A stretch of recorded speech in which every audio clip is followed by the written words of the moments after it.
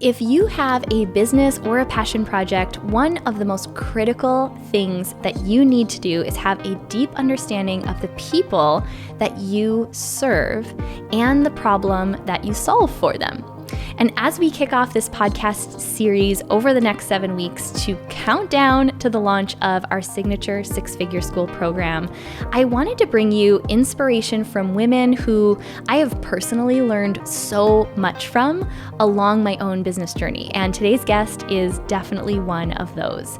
She is an absolute master at understanding her customer and how to serve them. And we've had her on the podcast before. She is one of my favorite guests, Sage Aubrey.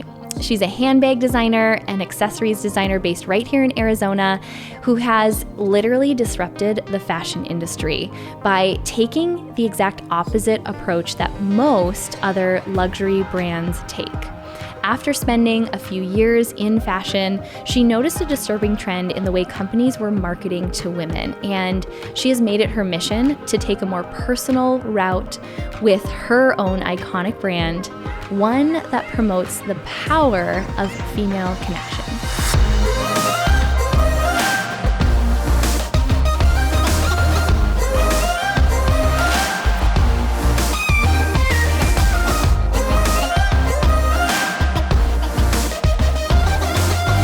I am so grateful you're hanging out with us today on the podcast. I realized something about my guest today. So she was actually my first ever guest when we launched the podcast. We had her back for episode 100. And Sage, you will not believe this, but we're almost at episode 200. This is going to be episode just shy of 200. Can you even believe that? Girlfriend, you have got perseverance and stamina like nobody. Oh, that's man. all I have to say, because that's amazing. So I think this is just a thing now. You have to come back about every 100 episodes so that we can just catch everyone up to speed on what's going on in the world of Sage Aubrey. You know, the best thing about it is to see every 100 episodes and be like, where am I at in my life now? Where am I at in my business now? And I'll just mark it all on your 100 episodes. I'd be happy to offer that service to you. Lucky me. Oh my goodness. Well, I'm so excited to have you back. I invited you back for a really specific purpose, which we're going to get to in a bit. And I won't have you go into your entire story because you guys, you can go back and listen to, I think it's literally episode 2 of the podcast and then episode 100 if you've never heard the story of Sage Aubrey, like the original roots of this brand. But I actually would love maybe jump in and catch us up on what has happened in your world, in your universe since, if you think about it, episode 100 was recorded right before the entire world shut down. Oh. What has the last year been like for you and for your brand? So it's been a roller coaster. And I tell everybody, I'm I don't know that anybody will come out of this time unscathed, but I'll explain it to you from a high to a low point to back to being a high point. So the world came to a halting stop, and it was a crazy time because all of a sudden everyone was at home. I was creating a ton of content at the time. And I was like, I'm just going to make this coronavirus something fun and just style it every day, at home. So I started styling the coronavirus at home, and I was strong for about 100 days in. And then finally after that, I was like, I'm not even counting days anymore because this is ridiculous. I was also pregnant, which I hid for 5 months because of the coronavirus. No one knew. I was like, if it wasn't for social media, no one would have known I would have popped out a child. No, you would have been like Justin Timberlake and Jessica Biel, having a surprise baby that no one knew about. Sneaky AF. So on a business note for Sage Aubrey, early COVID, we were hitting peak numbers. It was crazy. So that was really exciting for the brand to see okay, well, people are at home, they're shopping, people are still happy. Early COVID, people were still on a high because we were all at home in sweatpants working, and we were happy about that. And then late summer hit, I would say August, and literally my business just fell off. It was all of a sudden, like literally we went from hitting peak numbers to like basically like 6 sales in August, like scary. So I was like, okay, this is really not okay. And what are we going to do?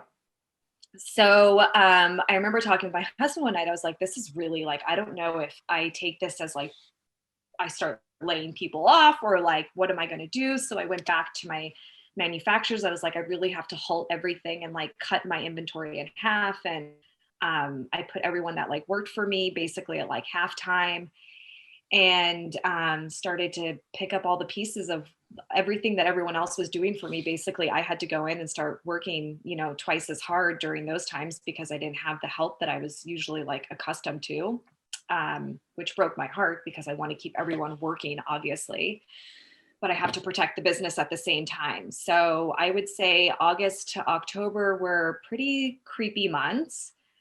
And then it was interesting, end of October, getting into November and December, we had a complete sellout season. So all of the inventory that we brought in, we actually sold like literally, I'm sitting on like 10 handbags right now when I usually, you know, have a back stock of about like 200. So it was Whoa. like an insane month and a half that really kind of made up for like a few months that were, or like 2.5 months that were really kind of creepy, scary. So, you know, that was humbling and it was really important. And like I told my husband, I tell everybody, I'm like, there was no way for me to prepare. Like I didn't know. And it was interesting because early COVID, I was like, oh, I'm going to have to bring more inventory in. So I like doubled up my inventory. And then I was going back to my manufacturers. I'm like, I've got to cut all my inventory in half. So it was just a weird, I mean, this whole thing has just been weird. And I feel like this was the year that people invested in sweatpants and skincare. And I'm hoping that the end of 2021 and 22 will be the year that people buy shoes and handbags again. So that's what I'm really like doubling down on. So it was, you know, it was a learning lesson. It was humbling. But nonetheless, like once again, I throw back to my community. They threw down for me. I was really open with like how it was kind of a crazy roller coaster ride for me in business. And I swear that the community came out just to support me. I think just to make sure that we could invest in fall, winter and keep the women here working. And it's amazing when you build a community-based business and you let people know like, hey, we're a small business. We're all women here. We need support and help this holiday season. And they came out for us. So Yeah. I think an important like learning lesson for me as a business owner is always just like everyone's human, you know what I mean? And I think that when you build a company that's humanized what you've done and you put your customers first, there's something that for me this year there's something about that like it was so intimate for me, you know? And for my community. And I feel like because of them, they essentially saved this small business, which a lot of people weren't as lucky, you know? Right.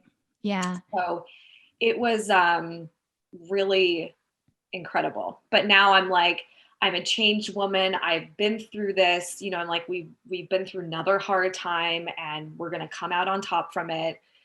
And you learn more about your customers and what people want and what they'll buy in these times. So it's like, it's really interesting to take from the losses and then to come back stronger. So I think if anything, that's what it really made me understand what I built here. One, as a community of people who I protect them, they protect me, which is interesting.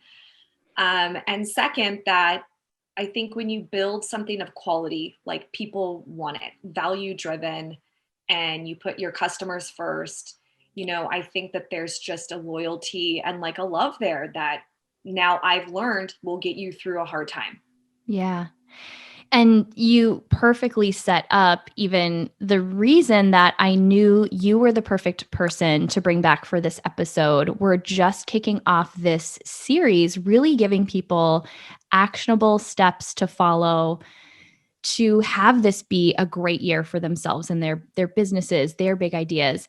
And one of the topics that we cover within our six-figure school program is this whole conversation around who is it that you serve and what problem do you solve? And I see that being a sticking point for some brands when they get disconnected or pulled into the other things. We were talking about social media earlier. Like there's so many distractions. I feel like you are that person. You inspire me so much because it has always been about the customer. So, has that always been inherent to you, or how did you learn to be so in tune with your audience, your customer base, your women? I think the privilege that I had coming into this side of the business was that I've been on the other side of the business since I was like 14.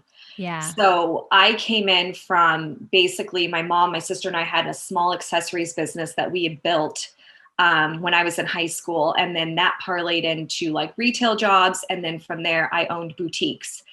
So my whole career before Sage Aubrey has always been serving and helping women. And so I realized and how I built those businesses were off word of mouth and building genuine relationships with women.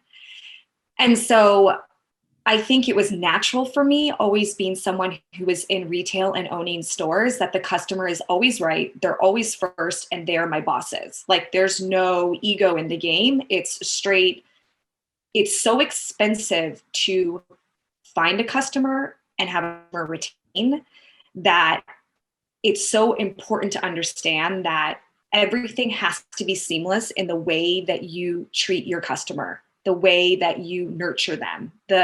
From the moment that they receive a box from you in the mail, that is the first moment that they feel either excited and appreciated, and you're taking them through this journey. And then not only that, but it's the follow-up. Like I always tell people, it's so important that you reach out to the people who are purchasing from you and you talk to them and you communicate them, not like a robot, but like a person, because people like humans. They buy from you because one, they thought your product was cool. Second, they maybe learned your story and they're like, wow, that's a really cool, intriguing story, whether it's sustainability or something that's creates memories or whatever, or evokes a certain emotion for them.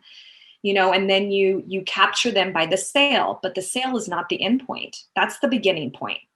And it's the point that they receive the product. How do they feel when they receive it? Now that they're wearing the product, how can you nurture them to say, thank you for your loyalty. Thank you for taking a risk on us. You're competing against huge brands out there. And the one value that we can drive as small businesses is the value of customer service, because large brands are robots. They can't do that. So the most important thing, and the thing that I focused on and have focused for years, was one, quality, second, customer experience, and third, customer service, because those are the things that even in like, I have had situations where someone was like, my stitching has fallen apart. I'm like, great. What bag do you want? Go online. I'll send you a bag. No questions asked. And I'm also going to surprise them with a credit card holder. I do those things because what I want them to talk about is not the bad experience of the stitching gone wrong. I want them to talk about how I fixed their problem. The problem that they came to me for, I made it 10 times better for them. So I think a lot of times when we start a brand, we're so consumed with, we want to blow up. We want to have this big brand. We want to have all these followers. You're focusing all of your energy on the complete wrong things. The one is your hero product, and the second is your customer. And that emotion from the moment they capture your product in their hands, what does that evoke? And so I always tell people, like, it's so important to invest in consumer experience. And consumer experience is not only the product, the packaging, but it's the emotionality that you bring them through as well. So for instance, like my goal always is like, I always have this iconic word. I'm like, I want them, the moment that they receive the package, to unveiling the bag, to undoing the dust bag, to putting on the shoulder strap. I want them to go through these emotions and excitement of feeling like they're unveiling something very iconic, not only for themselves, but in themselves.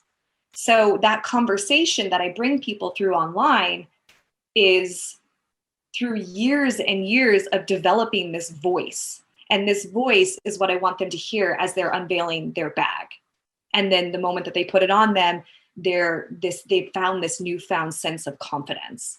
Yeah. And so, and I love that when my customers come back to me, they're like, oh my God, I feel more confident and this feels amazing and da da da da. And you're like, that's amazing. You know what I mean? Like this idea of what I have in my mind and the way I want this woman to feel, that is so strategic and not in a sense of something that's not kind. It's the most beautiful strategy on the face of this planet in my mind, because I want them to feel all of these things. Yeah. So I hope that answers the question, but I think it's so important that you don't focus on followers. You don't focus on all these things that all these people will tell you. It's really, at the end of the day, it's your customer, it's the experience, and how good can you make your product? Like, I focused solely for years on finding and making the most luxury product possible that I could. So it was undeniable that someone could like what I had to offer them, you know? Yeah. Oh, okay. There was so much gold packed into there. And what I heard that I really want to underline, because so many of our students who've come through the program who have product-based businesses struggle a little bit with tying their product, especially if it's more of a want, not a need. Like, my arm was cut off, I need someone to sew it back on. That's a need, but like a lot of us sell things that are more of a want, and tying that to a problem that you solve. And what I heard you say, and this is what I want, you can even elaborate on it if you want to, is, there's a certain way, you want to help women feel that they may not even realize they want to feel, but you're giving them the opportunity to step into a feeling. It evokes an emotion. Tell me a little bit about your thought process behind that. Like, how does that go into every facet of your business, product design, all of these little elements that you're talking about that create the experience? So if someone has a product-based business that's listening, what should they really be thinking about? Well, I really feel like, not to sound like a sexual doctor or anything, but I feel like you have to tantalize like all of Let's these, go there. you know what I mean? Like, but seriously, like you have to like smell something before you taste it. You've got to visually create every sense. Like we've got too much going on in our lives. Too many people are trying to market to us. There's so much to cut through today, but I think when you can look at something, you can feel it, you can smell it, you can sense it, you can see yourself living in it, that is a brand that has done something remarkable. And like, so when I talk about, like, let's just say, for instance, a perfume line, okay? Let's say they're selling a perfume called Water. I want to feel like, or Ocean Mist. I literally want to feel like I'm standing on the side of a rock with an ocean mist, like a wave hitting the rock and that mist coming down on me. That feeling, I want to feel that in your product. So from the way it looks, to the way it's packaged, to the way it arrives at my doorstep, the way that you talk to me on social media, the way that your visuals look when I look at your social media, when you're talking about this ocean mist perfume, I want to go there. And I think that is the greatest thing that you can obsess about, is where you're going and where is your customer going with your product. Like, nobody needs anything. We need like water and food and some love, right? Unless you're like a cat, you just need love like occasionally. Right. But different. yeah, so we fall in love with things that are like beautiful to the senses, beautiful to the smell, beautiful to the taste, beautiful to like the feeling that we get, you know?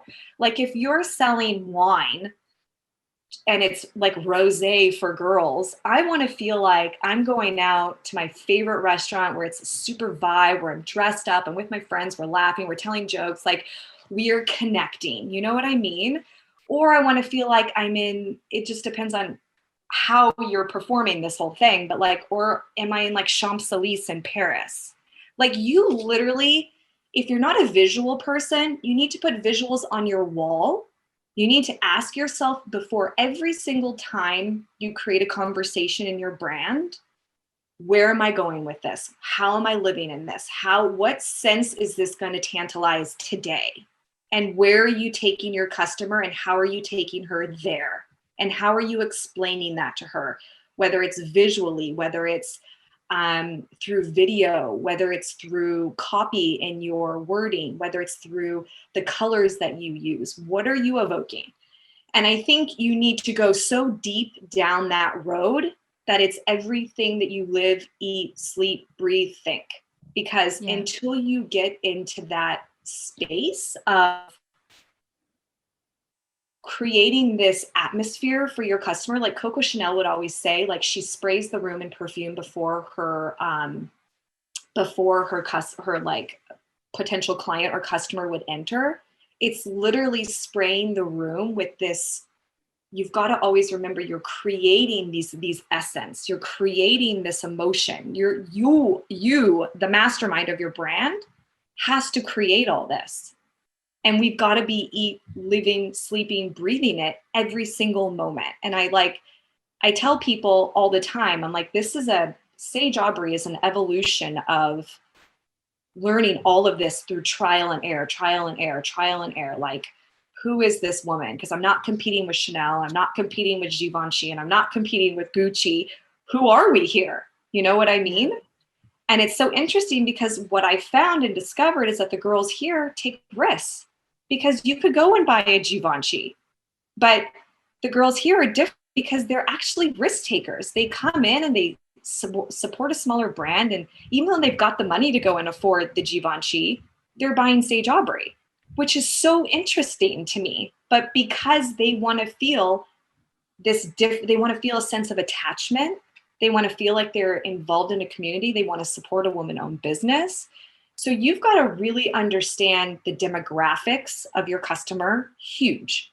You know, you can go, and once you are a year or two in business, you can start getting like demographic studies on zip codes and where people are buying from. And you can start learning. Like, I know who all of my people are. I've got names for all of my people who shop with Sage Aubrey. I've got like the silver sophisticates.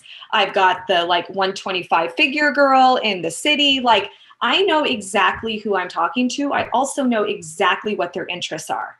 So, and it's so interesting is as I started to break down all these different demographics of women that I sell to, the only difference in them is their age.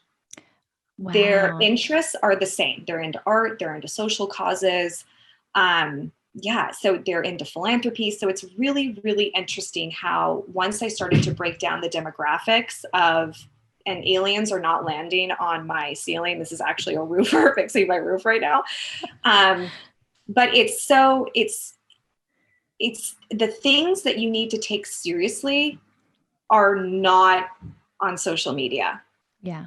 And that's what I always tell people. Like, everyone wants to focus on building followers, and I was once at that space, but I can honestly tell you now, that's not going to help you keep a consumer. They want to see good product. They want to see momentum. They want to see the person and the story behind it. And they want to know that you're there for them. Yeah. Oh, and they want you to create the experience for them, because they want to brag about it on their social media to their friends about this cool, vibey new product that they found. Yeah. And that's the way D2C businesses run today. So it's just so brilliant. I knew how brilliant you were as not just your friend, but as a consumer of your products. And to hear the intentionality that's behind it is not surprising. And it just makes it all come full circle. I'm curious to know, in those early days, like here you are a few years into this journey, let's talk to the woman who's at the beginning of hers. So what did it really actually tangibly look like as you were getting to know this customer before you had the data? What did that look like in your day-to-day operation? How did you start to get to know her and watch the trends and pivot accordingly? Well, I think one of the things that I did wrong in the beginning was I listened to all these like so-called professionals that like were always advising me on like all these, right? Are you laughing? I know, we're like, we all have them. Yeah. And I lost so much money from those people. So that was one thing that was like really, really interesting was, do we have time to give a for instance? For sure. For instance, I was advised in the beginning that I would need a major PR firm out of LA and do a huge influencer campaign. Okay, so I had spent all my money that I'd made off my wholesale business from my big orders from like Bloomingdale's overseas. And I was like, I'm going to double down and invest in PR and do a huge gifting scheme with all of these like major influencers and celebrities and stuff. So I did that. And we had spent about $40,000 in total. And this was all of my profit from that business, from that wholesale account that I had overseas. And from that online, I sold $6,000. So that's like an epic fail. And I will never forget that lesson because one, that was money that I could have reinvested in a new website to make it better shopping experience, to invest in more SKUs. Like there was a lot of things I could have done with that money that would have actually made me money, not like lost money. Mm-hmm. And so I looked back and I was like, oh, like I'm not an influencer scheme brand, essentially. Like my price point is way too high. Now, if I had like a beauty or a skincare brand that was under $100, I think that would make sense, but that's not my brand. And so I learned so much from getting what I would say like screwed over the coals basically throughout this whole business that made me learn that I had to understand my business and my brand better than all these so-called experts that were always advising me to go down the very wrong road. And after I got to the end of the road in about 2017, the summer of 2017, I was like, I've got to take this on myself. I've got to actually figure out who my customer is, who I'm marketing to, how I'm going to compete with my competition. And I think the only way to do it, and my husband looked at me one day, he's like, you need to tell people your honest story. You need to show them your struggle. They need to understand how you built this brand. They need to understand the heart and soul that you put into this. They need to, he's like, all these trials and tribulations that you tell me at the end of the day about all these buyers and how you don't agree with the luxury industry. He's like, this is what you need to go and tell the story of, because this is your differentiator, Sage. And I was like, oh, it is. And then I was like, okay, now in mid 2017, my Instagram was horrible. Like I didn't know anything about the Instagram business. I was just like taking pictures and like putting them up there, you know, because I was like, I got to have an Instagram handle. And then I was like, I'm going to take control of Instagram and start testing out photo shoots and seeing what people like and what they don't like. And so, 20 shoots into it, I started to realize what people like and what they don't like. And then what people comment on and what they don't comment on. And then I started to get in front of stories and I actually got to know my customers. And I think the number one thing that no one tells you, they're going to take all your money, but what they're not going to tell you is that how I learned my customer and my business was through connecting with my customers through stories on social media, because they started to tell me what they liked, what they wanted to hear, the colors they wanted to see, the product that they wanted, what they liked, what they didn't like. And all of a sudden I was like, okay, now I'm starting to learn these customers. And then I started to do the demographic research on all the zip codes that I was sending to. And then it just kind of like, my 5-year should be no comparison to your 1 year. Let's just put it that way.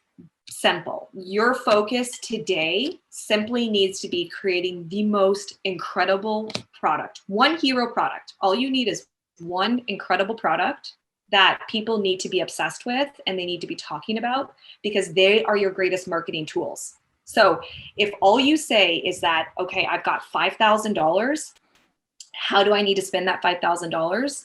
You need to have the best product packaging. You need to have a color story on Instagram.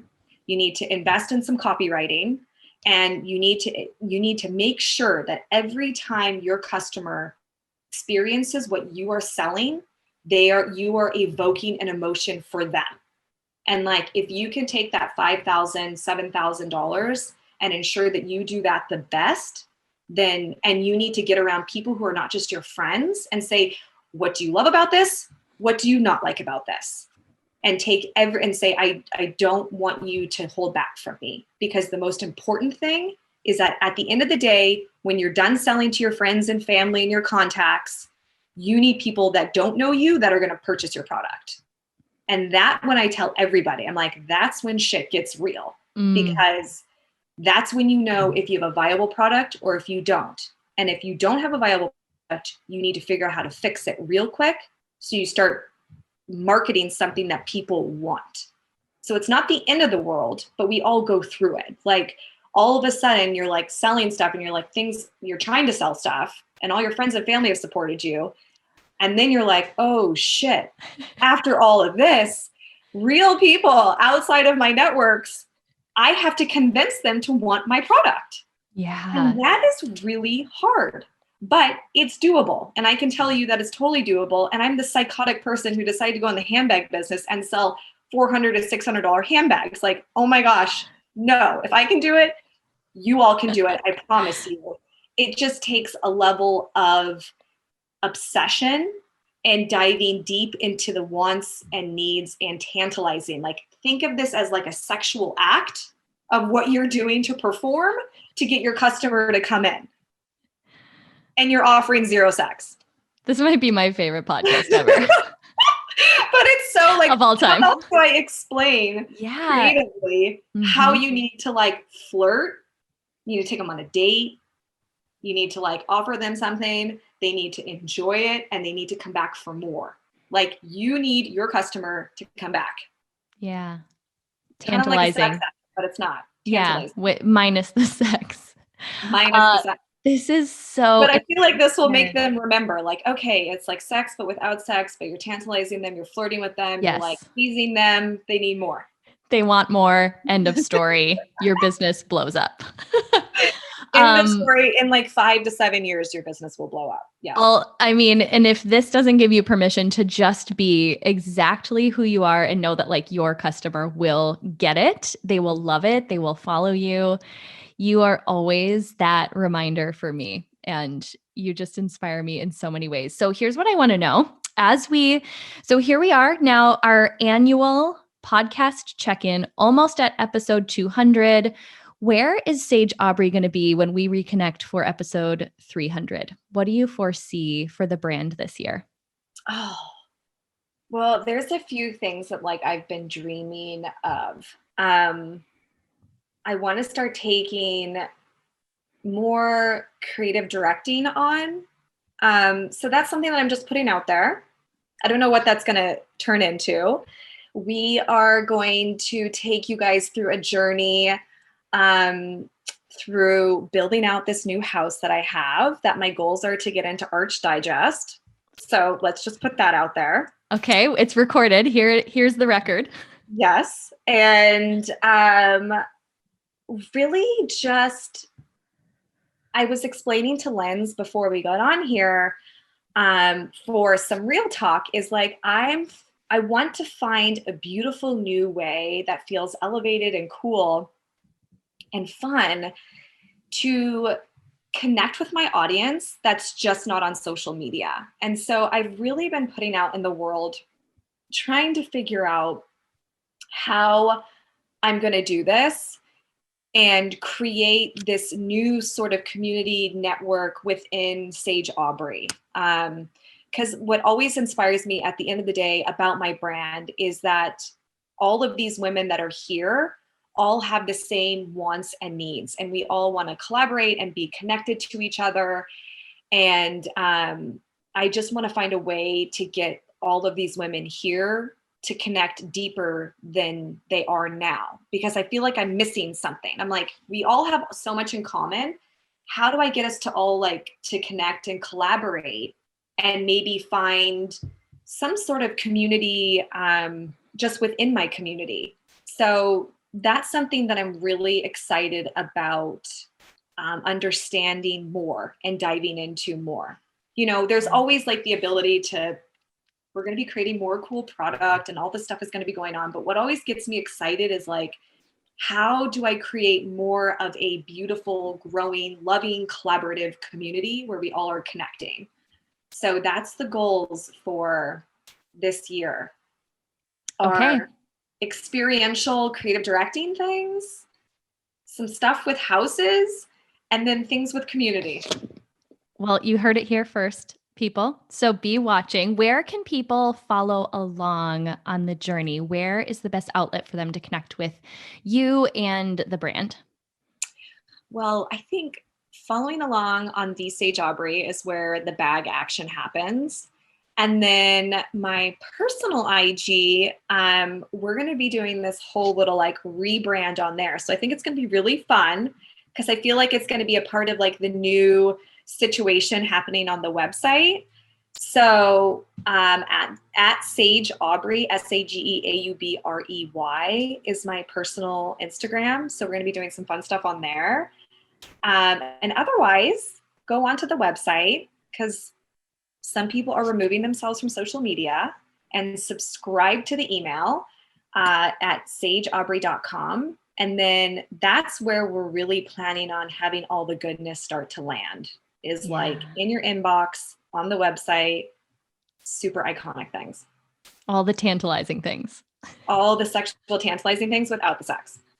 I mean, sounds pretty disclaimer. Put that in like small print at the bottom just so people are clear. I love really you. Handbags, friendship, community talk. Yeah. Asterisk at the bottom, no sex, but 0. I mean, we hope that you are getting some, but with that, I'm just so grateful for you. Thank you. This was filled with so much wisdom. I'm so excited for people to hear this episode, and I'm just grateful to have you in my life. Oh, I love you so much, Linz. I feel like I don't see you enough, but I haven't seen anybody enough this year. 2020 vibes that have carried over into 2021. I mean, I'm ready for 2022. I'm like, it's going to get real hot for everyone in 2022. Well, we can't wait for it, and cannot wait to connect in person with all of you like real soon. Ready for that anytime now. Thanks.